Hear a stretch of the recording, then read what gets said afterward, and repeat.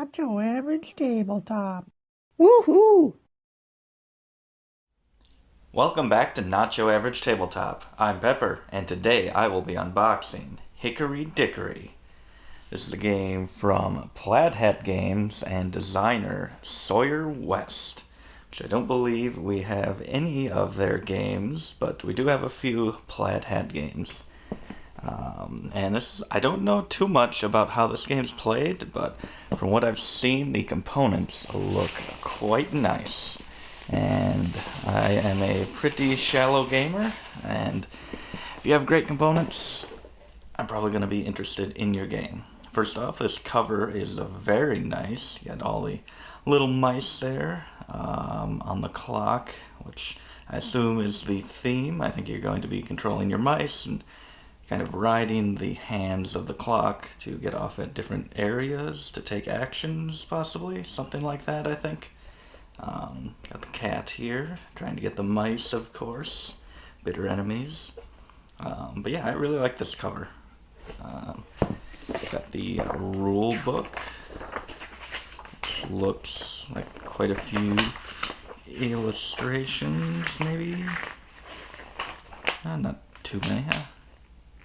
Pretty good. Hopefully it's well laid out. Nothing worse than a bad rule book. This is 16 pages, not too long. Got, looks like instructions on how to assemble the board with the kind of hands of the clock. So that looks pretty cool, making me think of Tekkenu, kind of, because that has that obelisk in the center of the board. Got some cardboard pop-out pieces, which are these, that might be, don't know if that's like a track maybe, that you'll be keeping track of something with. This looks like maybe reference cardboard pieces, maybe a first player marker, not sure. Not sure why that had this number here on the sheet. And not with the tile itself. Hopefully that's not a mistake. Interesting shape there. A bunch of these tiles. Everything pops out pretty nicely, I will say, and average thickness, good solid cardboard. Not overly interesting look to this so far. It's just pretty plain colors wise. Got a little pattern here and there. Got some cat paws. Pretty cool. I like how they have kind of the back and the front with the pads there. Just double-sided. I don't know if there's any difference there gameplay-wise, but I like that little detail. You've got a spider here in this nest. I actually thought that was like a bulldog for a second. I don't know why he'd be in a spider's web, but it is just a spider. But yeah, I'm interested what all these big boards, where they will go. And here's the biggest of the boards, the game board. Just make sure I unfold this correctly. Just one side here, and of course that will take the shape of a clock. And this is pretty good. I like all the detail around the edges with the vines, and got the bird there. Yeah, really, really cool. I like this board. Got a track at the bottom, I see. Let's see what this goes up to. It goes up to 50 points, so that's better than some of them, which go up to like 45 points or 35 points, just awkward amounts, and you kind of had to keep track, especially if you lap around the track multiple times. That can be a bit annoying. Got some cards here. Let's see. Got a tab.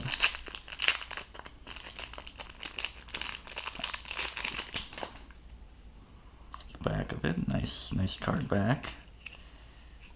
Which are these? Different card back. Not sure what these are. Looks like these also have those similar symbols over there, and also possibly on these tiles. So maybe this. Maybe these are orders that you have to fill to get points. That's what I'm thinking these are. Looks pretty clear what you need to do these. Hopefully it's... Yeah, it looks like clear symbology throughout once you get to know exactly what these things mean. Doesn't look like anything too complicated. Let's go on to these. These are actually dual layered, which I am a sucker for dual layered player boards. Are these are different layouts, which I also like variable things in games, and I assume these are different player boards. So each player will have one, and they will each be a little different. It's making me think a bit of Sagrada. Get some points for columns and rows, just kind of the different requirements of what can be placed there. Again, I don't know exactly how it's played, but I assume these are the types of tiles that can be placed in these boards. Not sure exactly what those mean, but these are really cool. Let's look at this. Got one die in here, it looks like, and that is a 10-sided die. Which, I don't know if we have many games with 10-sided dice. Got a 3. We'll save those more interesting components. We got a custom, well, not a custom bag, just a bag here. I do like when they have the name of the game or something special on a bag. This is a nice color, a unique color. Hand fits in there nicely. Hopefully it's big enough. I don't like when the bag is just an awkward size. It fits everything, but not really when you stick your hand in there. It's just a little too small, can't really mix things up. Hopefully that is big enough. Got some more cards, and these have sharp corners.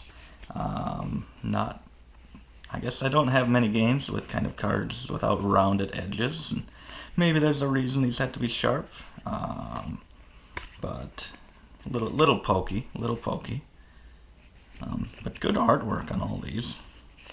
I mean, it's repetitive artwork, but I assume these are each player's thing, and maybe these are each of their workers and how much they can carry, possibly, I'm assuming. But yeah, very, very cute artwork with these mice. Yeah, I like it a lot. Yeah, very cool, very cool.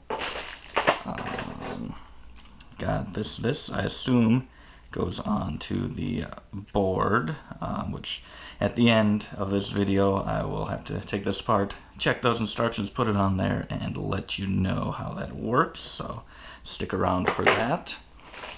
Otherwise, let's move on to, looks like some meeples, little snack for later. Ooh, you got a pawn in there, which I don't know why the white is the only one with that pawn. Maybe that's just where they decided to put it. Yeah, very cool. I like that. I'm sure this will track the rounds or something, or I would think. I don't know why it's in the white players. I assume this is the player pieces. Got the different meeples, which I think they do correspond to the cards that we saw earlier. Oops. So like, yeah, that one looks like this bottom left meeple here. This big one with the bag looks like this guy. This guy's, I'm not sure what that is. This one looks like him, maybe. We've also got that one, which I think that's him. But yeah, that's cool. I like that the artwork is tied into the meeples as well. I'm not sure what this is. Looks like some creature, some roadkill that got run over, maybe? I'm not sure. I don't see anything on the cards art that represents that, so we will see what that is. It just looks like a frog or a lizard or something. But yeah, it looks like they all have those same pieces. Also have a little cylinder there, I assume, for your points. And the different player colors. I like this set of player colors. Yeah, pretty cool, pretty cool. And then I think we are on to the final bit here,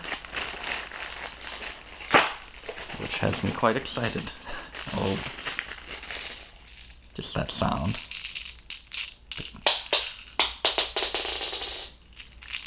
sound, the click-clacky, clickety-clackety, hickory-dickory. Oh, these are really nice plastic pieces with all the different icons, which, yes, I think those do kind of match those, which I'll put some into their spots on the board. Holds there very nicely. Yeah, very cool. This is quite satisfying. Very nice components. Very nice. These are reminding me of the Quacks of Quedlinburg Geek Up upgrade components, bits. Also making me think of Azul tiles. They're thinner than Azul tiles, but still like really nice. Really like the colors. I think they're the same symbols throughout.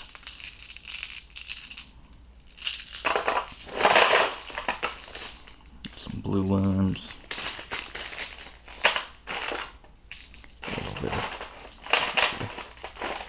of these special ones, which those will probably be some high victory point tiles, I assume. Very cool. I like that they mixed it up. Not sure what use these play, but I hope I can get my hands on a few of them. And these, I would assume,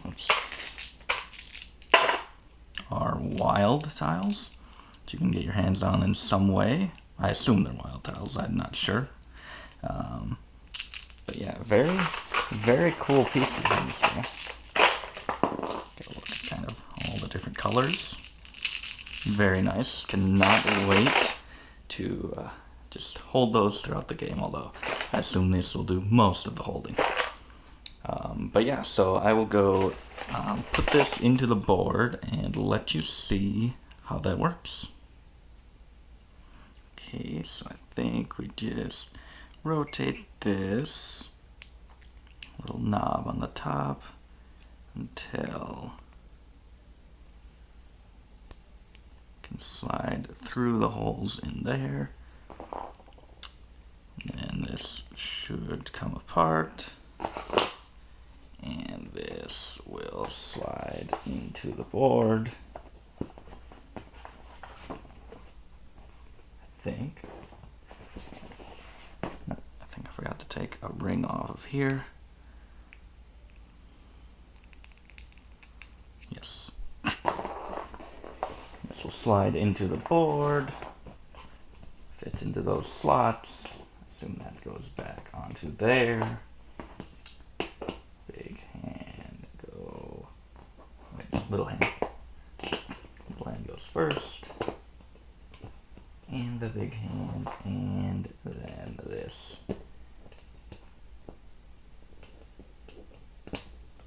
Back onto there and lock it, and that is how it is assembled. So let's see. Those both move independently of each other. It's one thing I was worried about, that kind of if you moved one it would drag the other, but those seem to work pretty well. And I believe you can even slot these into these places, which will, I guess, remove spots for different playered games. More spots available in more players, I'm sure. But yeah, that seems to work pretty well. It's a pretty cool concept. I'm interested to get this game to the table and play it and see how that mechanism works. But otherwise, thank you for watching, and don't forget to keep on nibbling on our content.